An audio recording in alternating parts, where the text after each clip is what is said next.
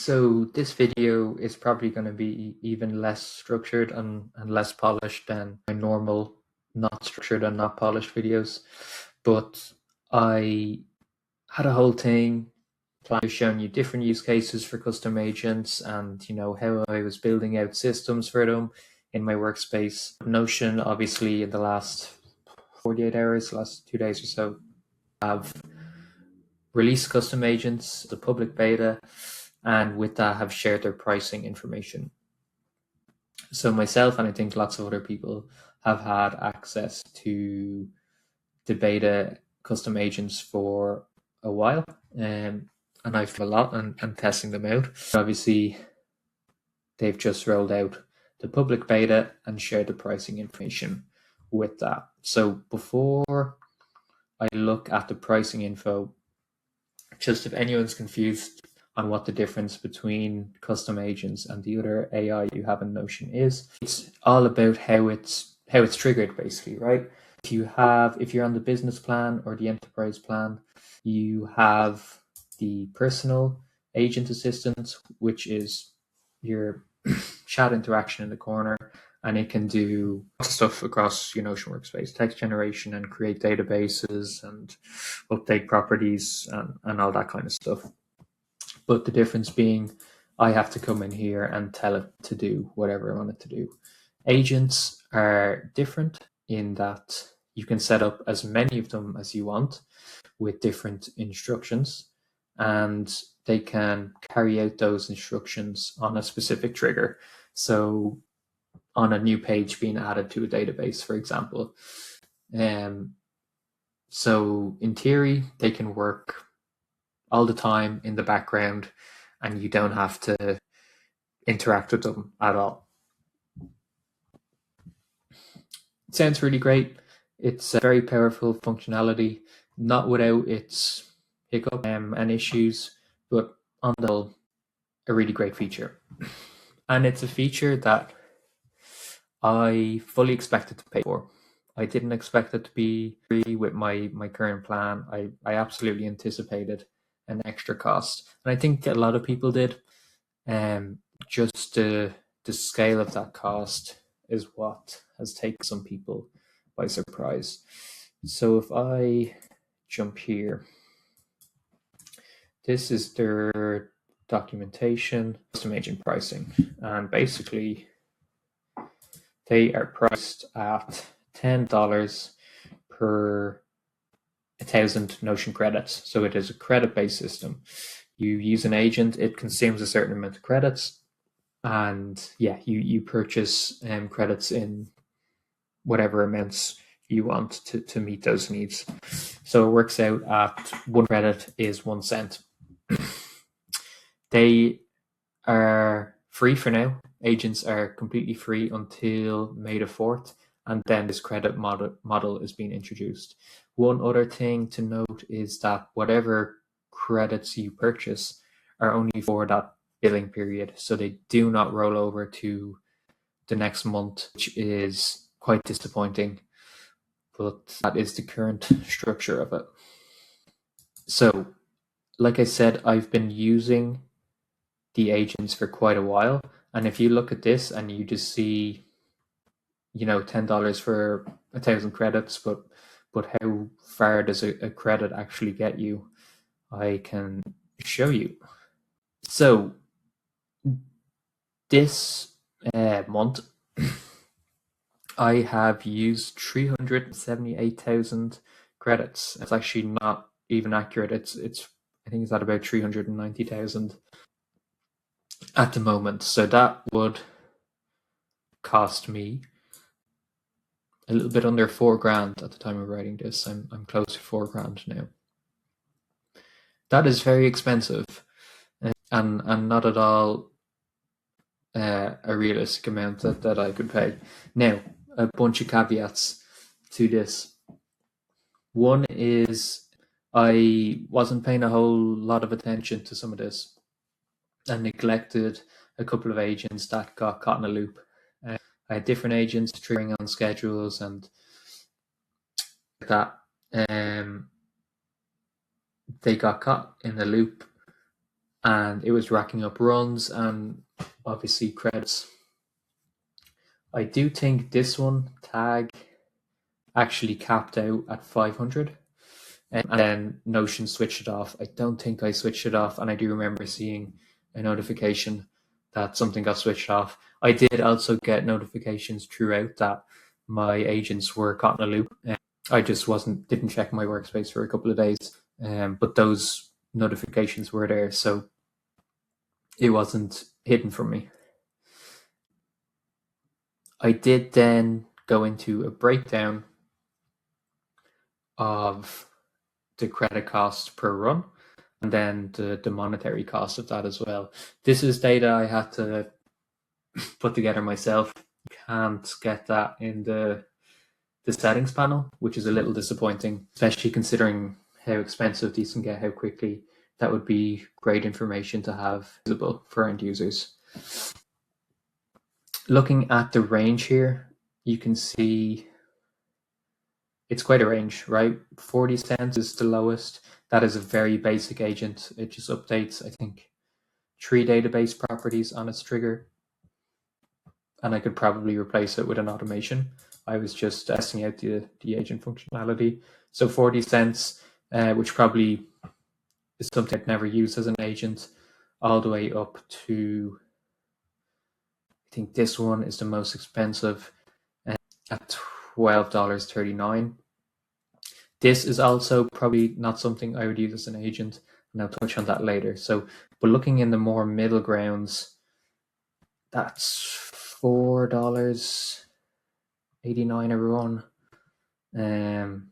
Yeah, kind of between $1 and $4 a run is what I'm seeing on average so far. And again, that's 378,000 credits, so $3,780. But for fairness sake, I'm going to remove those top agents, some of which were either caught in a loop or were performing this like backlog task that I would not be doing on an average month, especially not at these prices. So let's remove them. I think I removed the top 7 in terms of runs. And that left me at 49,000 credits, which would put me at about $500. Still a lot of money for what I achieved with the agents. I'll touch on that later, but I'm going to make one further reduction here. So I mentioned that this guy, Nathan, and then a couple of others, I think I mentioned Wallace and Gromit and Data as others. These got expensive because I used the chat function for the agents, which is not something you should ever do with agents. It will get really expensive really fast. And by that, I mean, I just went to the agent page here. So I have one open there and started asking questions here. Do not use agents for that. I actually think this option should be disabled, or like you should be able to disable it, because it's a serious waste of credits, because you can achieve the same thing through your personal agent here. It is no different. The only minor difference is it's easier to swap between different instruction sets in the agent panel. The personal agent, you'd either have to manually change instructions here or create some system for one set of agent instructions to kind of activate different modes based on the questions you're asking. I'd probably talk more about that in a future video, but for now I just want to focus on the cost of this. So let's do one more round of reductions where I take out the guys I was chatting with, and that leaves me at 32,500 credits, so about $32.50. That is still quite a lot for what I got done, and what the bulk of these agents are doing are helping me get a written blog post to a published ready post. So, and it is a cool workflow, and I actually think I had it running in the background while I started recording this.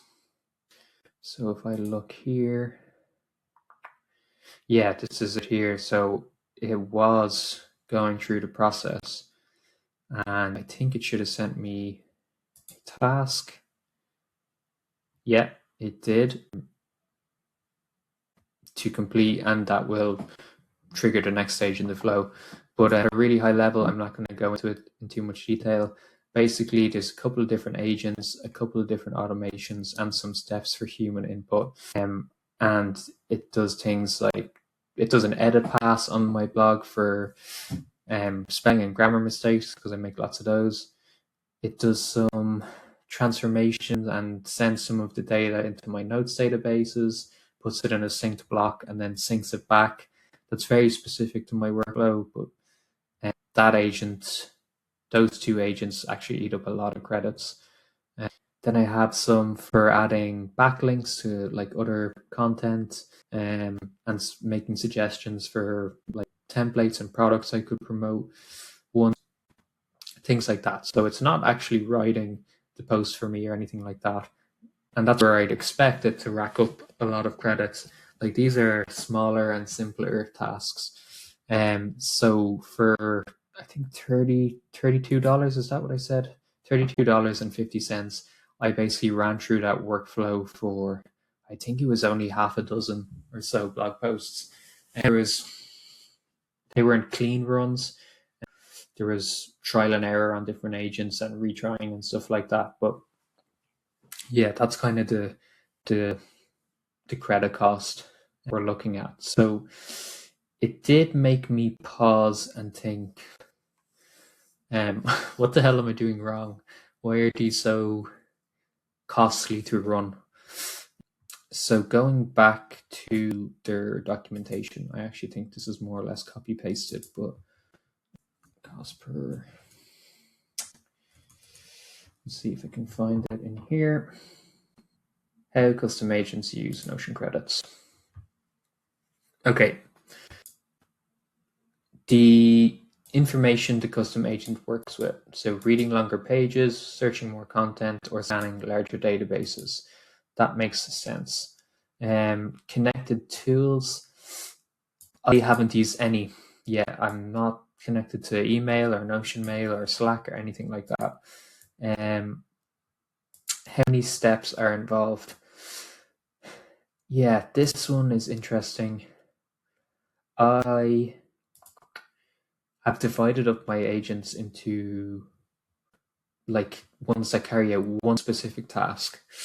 So my instructions are pretty robust, and I'll touch on that later, but they're not really complex workflows. So yeah, we'll touch on that.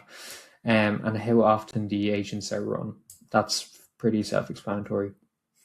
And finally, we have the model choice. So in terms of what I have done, or what I've been using, I've used Claude Opus. I think 4.6 is still the latest one. That's what I've been using.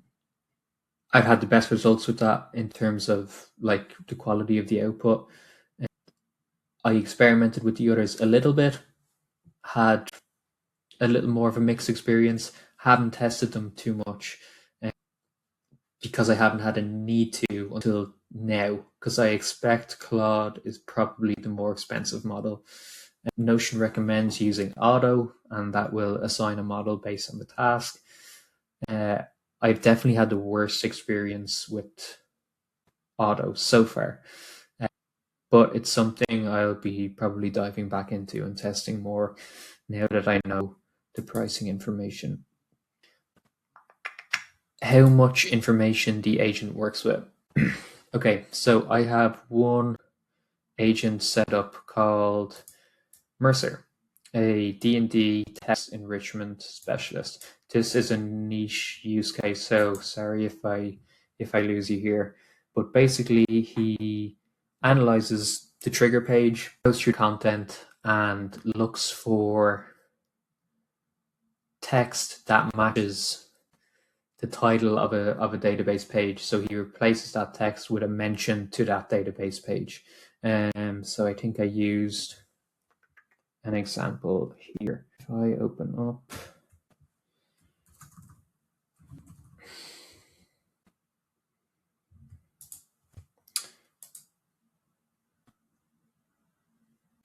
this database, this has a bunch of conditions. These are game mechanics. So if one of these conditions is mentioned in a string of text, the agent would replace that text string with this. So I could click on it and be able to open it and see what that does. That's how it's meant to work in theory. Now, what I've done wrong here is I set this agent up with access to all of my databases, even though I specified in the instructions only to check a couple. I think giving it access to all of them was costing me more credits. I could probably even restrict the databases I wanted to access even further to try cut that down a little bit further. Okay, step 12. I use the same framework I'd kind of been using for setting up instructions for my personal agents. Which is you give it a role, some objectives, and a detailed workflow. So that's what's in scope, what's out of scope, and then specify, definitely don't do this, and stop it overriding content and things like that. I then outline the process step by step, add a quality checklist, which is basically double check you did everything above. So I did a very unscientific test. That comes in at 735 words, okay? And I took that against one of Notion's random agent templates. That came in at 301 words. So about half the words, less than half the words. So I probably could tighten things up here. The reason I had such robust instructions is because I haven't had 100% success with agents so far. I've had them make mistakes and do stuff wrong. So I had been trying to be quite robust. So that is something I'm going to have to test out a little more and see what works and what doesn't. One thing that did interest me, made me go, yeah, I must really be going pretty overkill with these rules. Just from one of the guides in Notion's documentation, they have this agent running for about just a little under two credits. I tried to find it actually just to see. I don't know what this agent's instructions are, and I don't know what the agent is actually doing. I'm guessing it's summarizing emails, but I was very surprised at that credit use. And I'm also a little bit skeptical of it because even the credit usage there doesn't match up with the credits used here. So maybe this is more of a marketing asset than something true to life. Yeah, but we'll see. I'm going to try test things out more and see how I can optimize things. But even, all that aside, I don't know if custom agents are going to be for the average person, right? Even in a lot of the promotional material Notion have published since, it's been very much focused on enterprise use cases. And that's probably who it's intended for, right? Enterprises who can justify the spend versus a new hire or a new salary, so that they can actually rack up $1,000 bills and get the value out of it. For the individual, that's not really viable. So will I be purchasing credits? I don't know. I don't think so. I was having to think about it. one thing I get out of the business plan, I'm getting access to the latest Claude model or ChatGPT or whatever one you use. So theoretically, that's me cancelling a subscription actually with Claude or ChatGPT. The only thing I have a ChatGPT subscription for at the moment is for image generation, but I actually think that's something Notion empties as well. So if it's any good in Notion, I'd be cancelling that subscription too. So on that side, with those savings, I could potentially justify purchasing some credits, but I still don't think it's worth it. I don't think I'm going to get enough optimization that it's going to be worthwhile.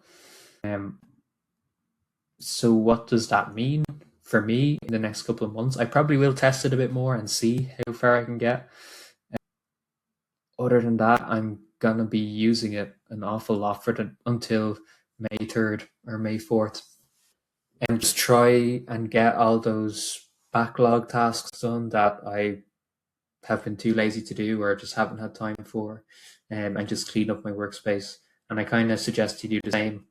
The other thing I am doing is I'm storing all my agent instructions in a database.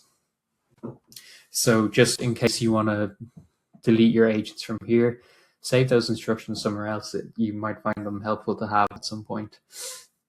But yeah, that's pretty much it. This was very long and rambly. Yeah, I'm not calling for pitchforks, right? I'm not exporting everything and moving it over to Obsidian. This is just a feature I'm probably not going to use too much. The only thing I'm a little disappointed about is the fact that I got access to this beta. I spent a lot of hours building a complex workflow I thought I was going to be using all the time, and I've been priced out of it a little. On the flip side of that, it's something I've gotten to use for free for the short term, and I've gotten some work done with it. In the very long term, yeah, I mean, I'm seeing a lot of discourse about this already, but people are moving to open source and self-hosting these things, and maybe, yeah, it would be a more technical implementation, but it's something I think the average user, like the average non-enterprise user, would have to consider to get this level of functionality inside their workspace. That's for now. I probably will do some more content on using agents and implementing them in a system if I can figure out how to optimize them more, or just have more of a lens on cost than I probably intended to originally. But yeah, we'll see. Thanks for sticking around this long, and I'll talk again.